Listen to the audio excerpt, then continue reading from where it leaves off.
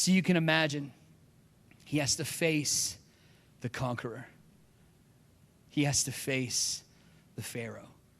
You think about that imagery of him walking up to meet the Pharaoh. The Pharaoh is someone he grew up around, right? Because the original Pharaoh passed and the new generation is there, and he grew up with this generation of Pharaoh. He knows that Pharaoh.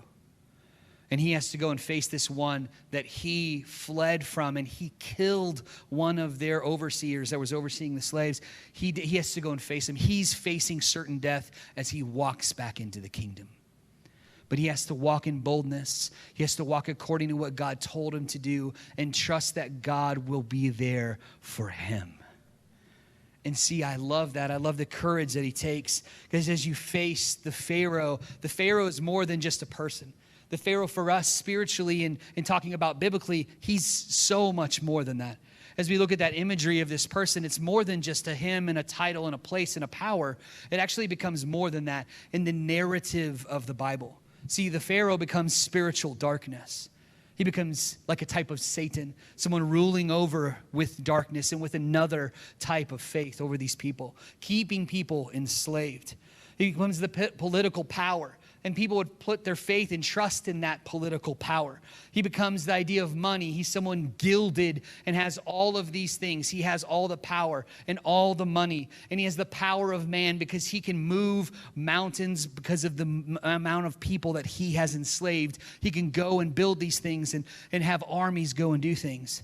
He's this great entity. Well, and then you got Moses. And Moses has these past mistakes. He has a whole nother list.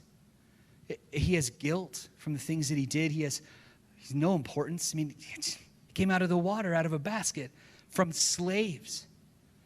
He's this family of origin where he doesn't quite belong, and he doesn't quite belong in his adopted one, and he's powerless. Or at least, this is where he's coming from in himself. But see, there's a difference, because now he's set apart on this mission from God. In Romans 8:37, it says, "In all things we're more than conquerors through him who loved us." And so God changes those things around, and he gives us a whole nother set. He gives us a future. He gives us forgiveness for the mistakes we've made, not guilt. He gives us grace.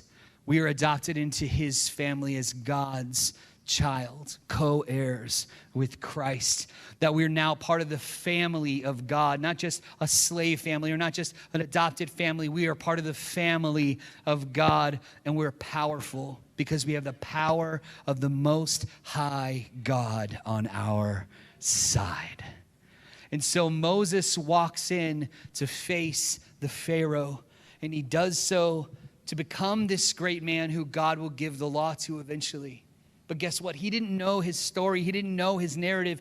He had to go and face the Pharaoh.